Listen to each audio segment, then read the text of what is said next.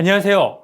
어제 카네기 인간관계론 읽고 가족이나 파트너들에게 칭찬 좀 하셨나요? 오늘은 자기계발 두 번째 시간, 프로페셔널 스튜던트를 볼 건데요. 이 책은 김미경 대표가 정말 좋아하고 저 같은 교수들이 가장 싫어하는 책이죠. 트렌드 분석가인 김용섭 소장은 얘기해요. 코로나 이후 진짜 위기가 닥친다. 프로페셔널 스튜던트가 되지 않으면, 즉 끊임없이 공부하고 자신을 혁신하지 않으면 이 위기에서 살아남을 수 없다. 새로운 세상에서 저와 같은 대학 교수를 비롯한 우리 생존 문제를 뼈아프게 지적하고 해결책을 제시합니다. 제가 이 책을 싫어하는 이유는 바로 대학 무용론, 대학 갈 필요 없다 라는 대학 무용론을 보면서 여러분은 철밥통 대학 교수들 꼴 좋다 라고 생각하겠지만, 대학 무용론은 대학이 교육기관으로서의 역할을 제대로 하지 못한다는 거지 교육이 필요 없다는 게 아니에요. 끊임없이 최신 지식을 공부해서 학생들을 제대로 가르치지 않으면 대학이 망하고 대학 교수가 쫓겨나는 것처럼, 여러분도 계속해서 공부하지 않으시면 여러분의 회사가 망하고 여러분 비즈니스도 망하는 시대라는 거예요. 더 큰 문제는 팬데믹이 끝나면 로봇과 인공지능에 의해 일자리가 사라지는 시대가 본격화돼요. 팬데믹으로 기업들의 디지털화, 즉 디지털 트랜스포메이션이 5년쯤 당겨졌어요.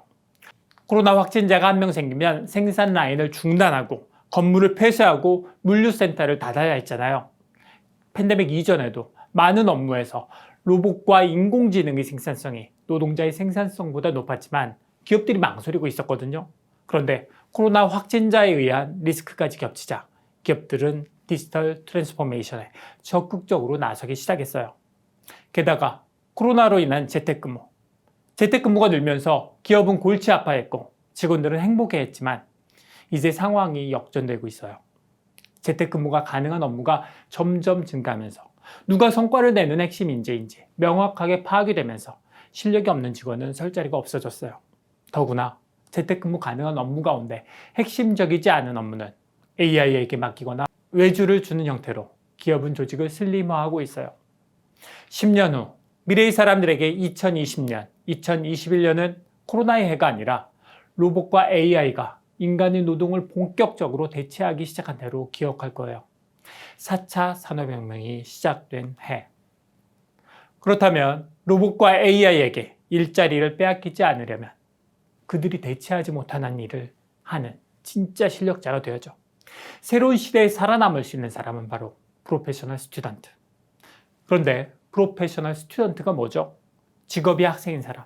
이 시대는 기술과 지식의 발전 속도가 워낙 빨라서 예전에 배운 걸로는 더 이상 통하지 않으니까 끊임없이 공부해서 계속 진화하는 사람이에요. 노동청에서 공익근무요원으로 근무하는 반병헌 씨는 답답한 업무 지시를 받아요. 1년간 발송된 등기우편의 발송 내용을 조회해서 인쇄하고 보관하라는 거예요. 3,900건이 넘는 우편물을 일일이 조회해서 인쇄하려면 6개월 정도 걸려요. 계모와 언니들에게 구박을 받고 온갖 집안일을 했던 신데렐라가 떠오르시죠. 반병현 씨는 단순 반복 업무를 하는 대신 파이썬이라는 프로그램으로 크롤러를 만들어서 작업을 끝내요. 단 하루 만에. 그도 크롤러를 만들어 본 경험이 없었지만 구글에 검색해서 배워가면서 했어요. 그 덕에 정부기관 자문도 하고 상도 받고 강연도 다니고 코딩하는 공익이란 책도 써요. 왕자님을 만난 행운이 아니라 본인이 해결책을 찾아서 대박이 난 현대판 신데렐라, 반데렐라. 사실 반데렐라는 카이스트 출신이에요. 김이 세죠? 조금. 그런데 반데렐라보다 더 똑똑하고 프로그래밍을 더 잘하는 공익이 있었을 텐데 다들 관성적으로 일을 했는데, 반데렐라는 문제의식을 갖고 프로그래밍을 배워가며 혁신하죠. 아는 것만 하는 시대가 아니라 모르는 것도 배워가며 실행하는 시대. 프로페셔널 스튜던트가 돼야지만 성공하는 시대예요. 그렇다면 어떻게 공부해야 할까? 첫 번째, 언러닝과 리러닝이 필요해요. 뉴노멀 시대의 가장 큰 적은 과거에 집착하는 것. 과거에 성공했던 방식, 익숙한 방식을 버리는 언러닝을 하고 나서 새로운 것을 다시 배우는 리러닝이 필요한데, 과거를 버리려면 용기가 필요하고 계속 공부하려면 용기가 필요하죠. 그래야 살아남을 수 있어요. 두 번째, 프로페셔널 스튜던트가 해야 하는 공부는 5가지 필수 공부와 4가지 C예요. 5가지 필수 공부 가운데 우리가 가장 취약한 분야인 테크놀로지만 볼게요. 앞에서 공익 사례 보면서 이런 생각했죠. 역시 카이스트 출신은 달라. 그런데 이제 코딩은 기본인 시대예요.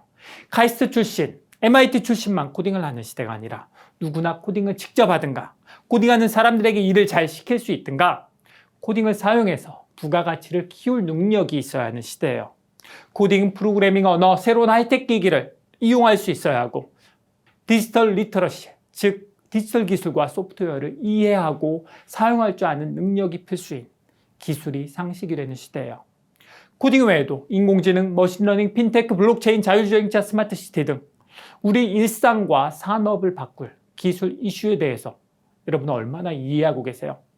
나는 뼛속까지 문과라 안 돼. 내 나이가 몇인데? 라고 생각하시는 분은 구한말, 서구 문물이 들어올 때 익숙한 예것만을 고집하다 나라를 빼앗긴 것처럼 여러분의 경제자산을 쌓기도 힘들 뿐 아니라 있는 경제자산도 빼앗길 수 있는 위험에 처하게 돼요.